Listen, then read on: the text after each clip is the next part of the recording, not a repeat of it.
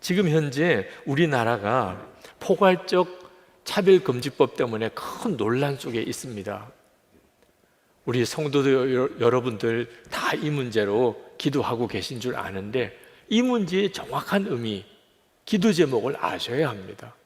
아마 인권위원회에서는 법 이름을 평등법이라 그렇게 바꾼다고 하는데, 핵심은 말입니다. 우리나라 모든 법에는 사실 차별금지에 대한 조항들이 있는데도 굳이 포괄적 차별금지법을 만들려고 하는 이유는 결국은 동성애를 합법화시키려고 하는 뜻, 그리고 동성애가 죄라고 말하면 오히려 그것을 법으로 걸게 만들려고 하는 그런 의도가 있다고 우리는 생각합니다. 그러니까 이 일을 그렇게 강행하려고 하는 거죠. 그들은 인권을 내세우고 평등을 내세웁니다. 여러분 아십니까? 여성, 남성의 평등, 장애인의 인권, 모든 평등과 인권은 다 이 성경의 가르침에서 나왔습니다. 예수를 믿게 되는 나라들마다 그런 역사들이 일어난 거예요. 동성애 문제는 평등, 인권 문제가 아닙니다. 죄에 대한 문제예요. 하나님은 반드시 그 동성애를 죄라고 말씀하셨어요. 만약에 동성애가 죄 아니다, 동성애를 죄라고 말하는 것이 죄다, 그렇게 되면 가정 다 무너집니다. 남자와 남자가, 여자와 여자가 결혼해서 가정을 이루기 시작하면, 아니 도대체 생명은 어디서 태어납니까? 동성애를 왜 하나님이 그토록 하나님께서 싫어하셨는가?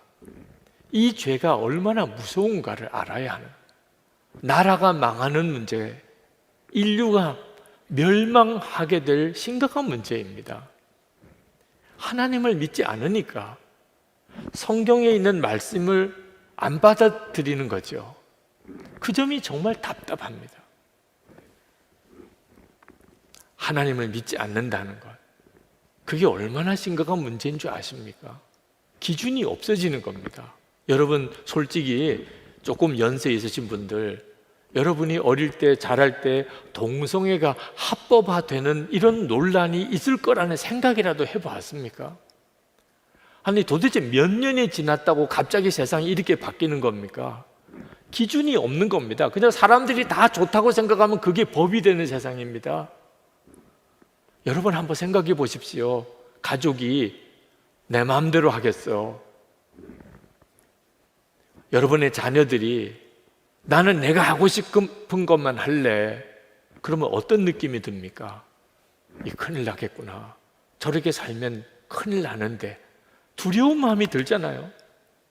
사람들이 다 자기가 하고 싶은 대로, 자기가 원하는 대로, 기준 없어요. 하나님도 없어요.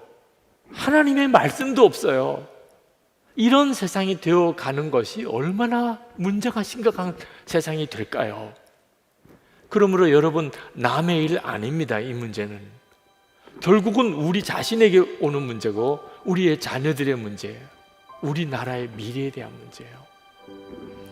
안타까운 것은 예수를 믿는 이들 중에도 동성애를 찬성하시는 분들도 있어요. 그들 나름대로는 성경을 인용해 가면서 또 주장하기도 합니다. 여러분, 동성애자들을 사랑과 긍휼로 우리가 품는 일은 중요해요. 그건 우리가 반드시 있어야 되죠. 그러나 동성애 합법화는 문제가 조금 다릅니다. 어떤 죄도요, 이렇게 그 죄를 죄 아니라고 합법화 해달라고 주장하는 경우가 없어요. 어떤 죄도요, 이렇게 축제까지 벌려가면서 부추기는 이런 일은 없어요. 죄를 죄라고 말하면 또 죄가 되는 이런 기가 막힌 일이 도대체 어디에서 보셨나요?